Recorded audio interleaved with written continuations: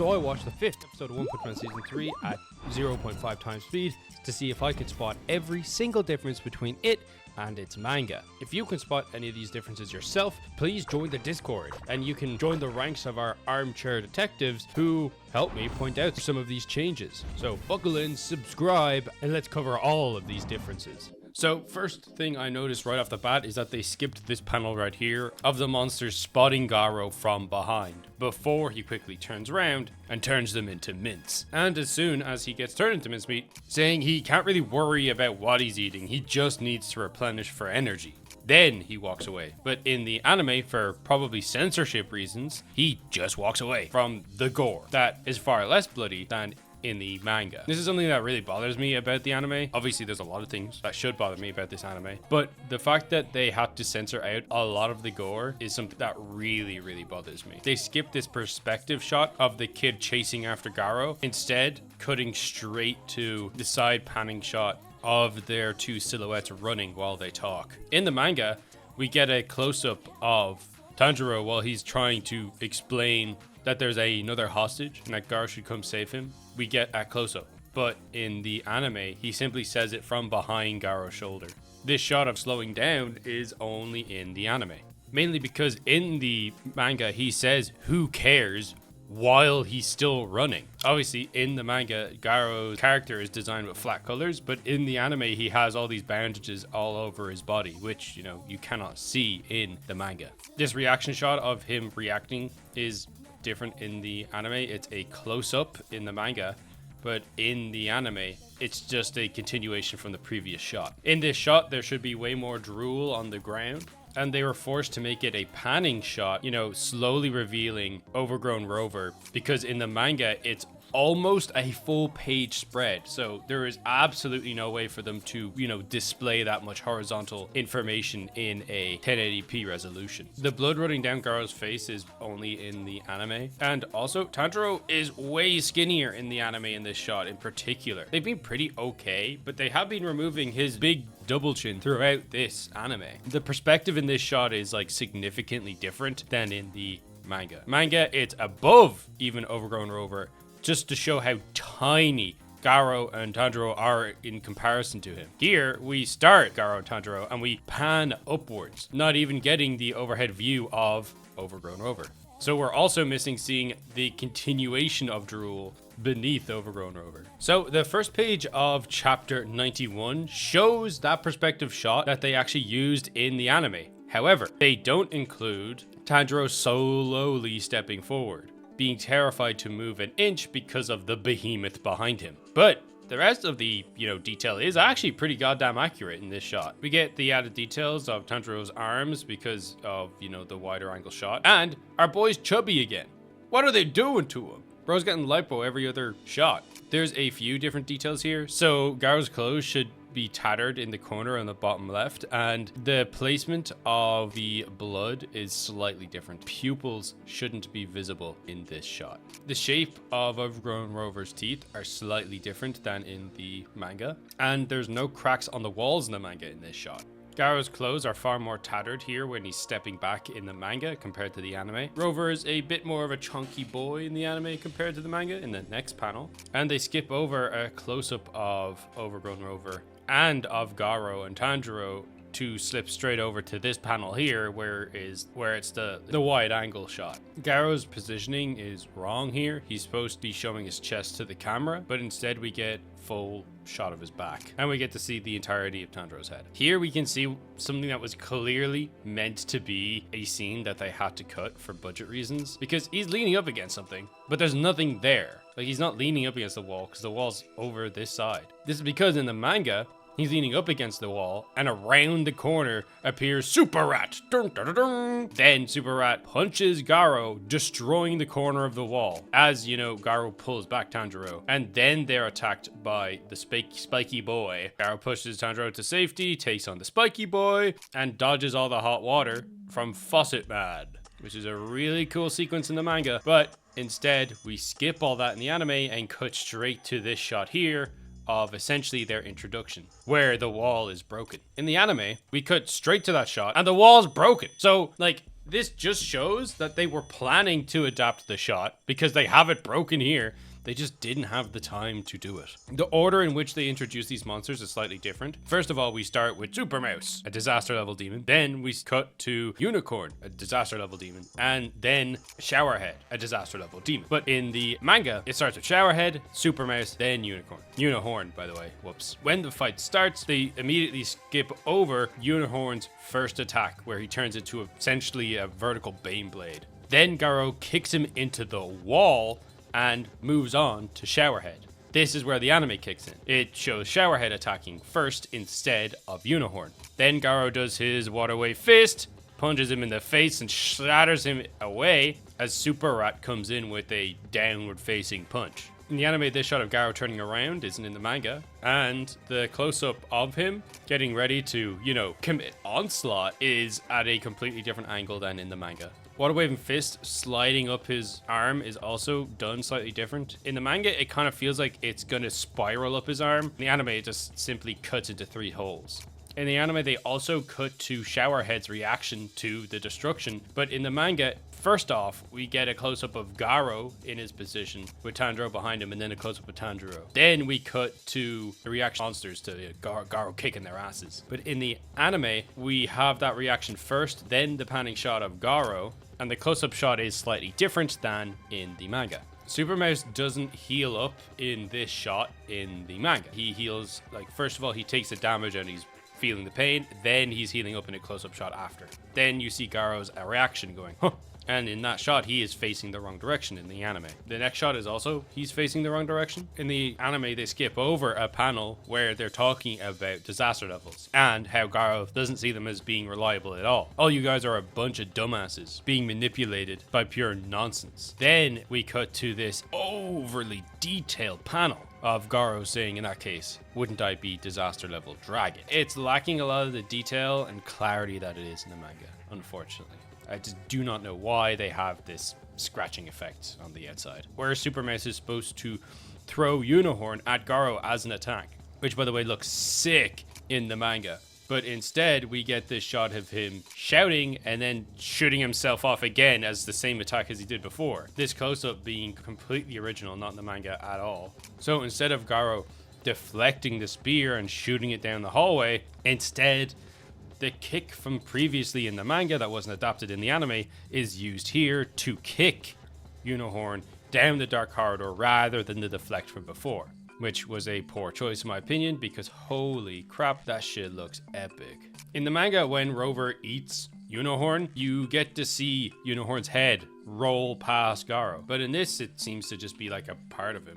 A part of him that isn't, necessarily his head and mouth. This extreme zoom in is original to the anime, and when Rover's attack goes off, which is fucking cool by the way, in the manga we get to see the first monster get disintegrated, and then we get that whiteout when it's Super Mouse's turn. However, in the anime, they simply just blast both of them away in one shot. I would like to say that I thought it would be important for them to, still distinguish that they're running down this featureless corridor, but instead the anime just does an anime speed effect. The blood on Garou's face once again here is completely different than it is in the manga. The cracking is slightly different than it is in the anime in terms of direction of the hallway and cracks that happen. When they land in the manga, Garou tosses Tanjiro behind him, but in the anime, he simply places him down. In the anime, we can see Rubble either side of Tanjiro while he's running away, and Overgrown Rover basically being almost fully visible in the top left of the screen. The Rubble Hill isn't here in the right in the manga, nor is Overgrown Rover's placement the same. In this shot, Overgrown Rover sees Tanjiro and turns to charge up his attack, and he only starts charging that attack at a close-up, but here they do it all in the one animation. This close-up of Garou flying towards Overgrown Rover is also only in the anime, because in the manga they cut straight to the onslaught to Grover's shin. This close-up of the perspective change of Garou's attacks is also only in the anime, as is the hair grabbing and pulling himself back in to attack again. That's all anime original animation, including the jump back, by the way. The only thing that's in the manga is Overgrown Rover's reaction and the Garou slide.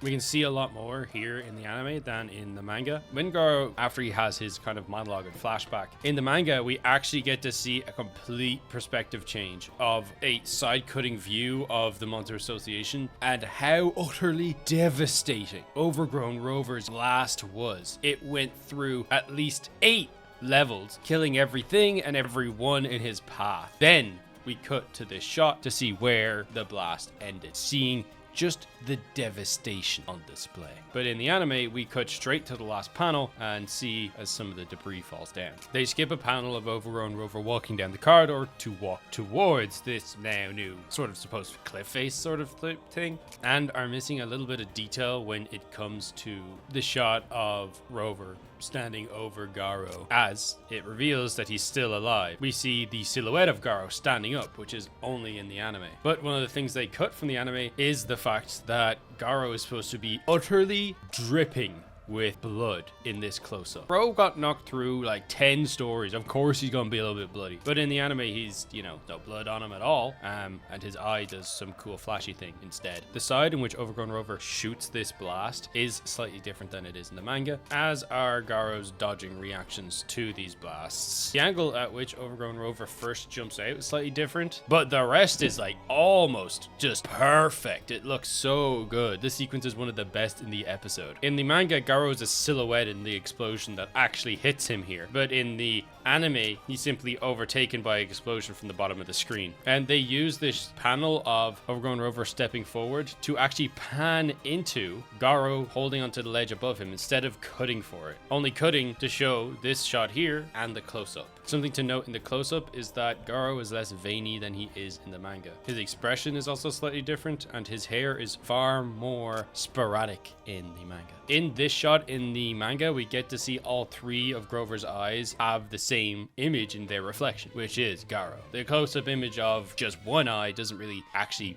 work too well, in my opinion. They actually don't really adapt this punch very well in the anime. This swing of the punch from Garou, the focus of it is in the, you know, moment before the impact. But in the anime, they pan out the entire dialogue from the previous 2 panels and put it into this one here. So they have to make the punch wind up far more than it does in the manga. Overgrown Rover is supposed to charge up this attack far more because he's supposed to blast Garou another like 30 levels down into the Monster Association, just showing how unbelievably big this place is, by the way, with a beam that is unbelievably fucking massive. We're supposed to be able to see a light from the end of this tunnel that is caused by Overgrown Rover's attack. The placement of the rubble is also fairly different. This panic shot of Garou is not present in the anime. Instead, it's just a side close-up angle. In this shot here where all the blood is shooting up, notice that the blood's never red. So my theory about censorship being a big issue in this anime is obviously coming to fruition here. Instead, they would rather splash up all the colors of monster blood that aren't red. They skip over a close-up of Garou here, cutting straight to the pile of monster bodies. They skip over this panel of Psychos approaching, also this close-up of Psychos when she's approaching Lord Orochi, and then obviously the inclusion of her in this panic shot where she is talking about Lord Orochi. The placement of all those scenes are totally different, and her inclusion in each of them is gone. They also skip over a close-up of Garou here, and a flashback to Garou's fight with Royal Ripper. In this shot here, in the anime, Garou is like completely stagnant, but in the manga, he's clearly like trembling, trying to escape from Garou's telekinesis. They also skip over this panel here of Garou's close-up and Garou on the right-hand side, cutting straight to Garou actually managing to break free of the telekinetic hold for a little bit. They also skip over Garou's reaction. It's supposed to be a big panning shot of Garou actually like resisting the telekinesis and then him managing to take a step forward. And here where we're supposed to get a close-up of Garou's elbows and fists before he breaks free. We're supposed to get a reaction shot from Garou here before Garou starts to point at him. There's a few details about this landing here that isn't, you know, exactly right. Garou's kind of bandages are supposed to be like directly up, reacting to the fact that he has landed straight. Not to mention he doesn't have this glowing eye. JC staff took, you know, liberties where they could. They overly shaded everything because they weren't able to do Murata's artwork justice here in this shot. It's one of once again, the most visually impressive shots in the chapter, and maybe even the manga. So with that being said, his hands are different, and both hands are in different positions. His hair is far less spiky than it's supposed to be. He doesn't have this aura about him in the manga. The bandages aren't supposed to be wrapped around his shoulders in the way that they are, and his feet positions are also quite different. And the rock he is also standing on is a little different too. We're supposed to get a close-up of Garou after that, and then cut to this. So in the manga, these sharp tentacle-like things start coming out of the ground, but in the manga, those are his fingers. There's 5 of them. They are his fingers. We know this because in the next panel in the manga, we don't see those spikes. We see his fingers. So here in the anime, there's a little bit of confusion. The tentacles come up and then a hand does, which is not the same way it is in the manga. And we're supposed to get this close-up of Garou before their close-up of Lord Orochi, but they're the opposite way in the anime. And then that's when the Monster Association starts to transform. We're supposed to get a close-up of Cogs and the room that they're in being separated from the theater, and then overly, insanely detailed backdrop of all the areas where the Monster Association is breaking up to make this possible. But in the anime, it's just a few faceward fronting things that slowly start to slide open, and we should see a lot more light beams and dust falling from the roof than we do in the anime. We cut to Saitama walking down his street with his comic book. But in the manga, I believe that this doesn't happen till, I think, chapter 93. So I think they're borrowing something from the next chapter in order to just space out this unbelievable fight. When he leans up here, we're supposed to get 2 shots of Lord Orochi, the imposing one first and then the close-up after. But instead, we get him standing up and then those 2 shots. For some reason, the fabric Lord Orochi has on him is red in this shot, where realistically it seems that it's supposed to be white. That would lead to the clear contrast with the heart in the center of his chest. We're supposed to see Lord Orochi's tail come out the back of his character here, but it's not present. There's supposed to be a close-up of Garou and he's, talking there. We skip over a panel of showing that there is a clear silhouette in Garou's body. Then he gets up saying that it's no problem, showing the circle missing from his torso. His eyes don't light up, nor do the 2 extra eyes on his neck that are present there. Also, he seems to be missing a row of teeth. We're supposed to get a shot of monsters starting to group up and look at this fight, but it's not present here. Instead, cutting straight to Garou running up Lord Orochi's tentacles. There is a lot of embellishment with that, by the way. Then we cut to the monsters that we saw group up before. There's blood missing from them getting cut in half by Garou, and there's also one of the monsters missing. Not to mention, Lord Orochi's shoulder is supposed to be visible to the left of the screen, but it isn't as well.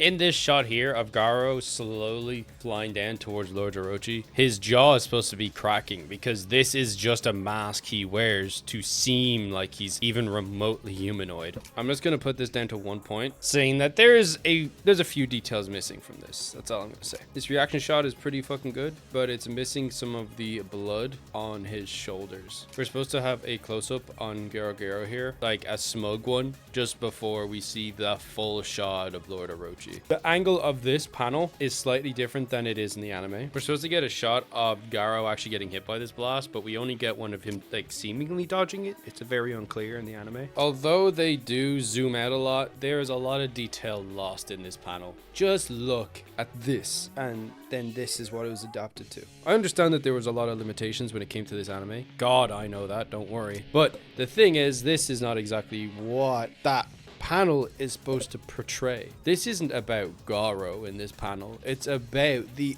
unfathomable power of Lord Orochi, king of the monsters. And I feel like the anime adaptation, although I love these explosion and fire effects, it's just not on par with the manga here. We're supposed to get this whipping effect of his arm whipping back to him like, Luffy's would in One Piece, but it's not present here in the anime. We're supposed to get a close-up of Garou's back as he's reacting to the hole that Garou's body made in the wall, and him getting up doesn't happen till later. It happens at a different angle as well, not from behind. But the most horrible thing about this is that we don't see Garou's smiling face imprint on the ground, showing that things really aren't over in a comedic way. It's not so clear that Garou actually jumps between 2 of Lord Orochi's fingers here, because we missed that close-up of him shooting between the fingers and the close-up of Garou looming in for the attack, because they cut straight to this beautiful panel of all of Lord Orochi's tentacle monsters flying towards Garou as he charges up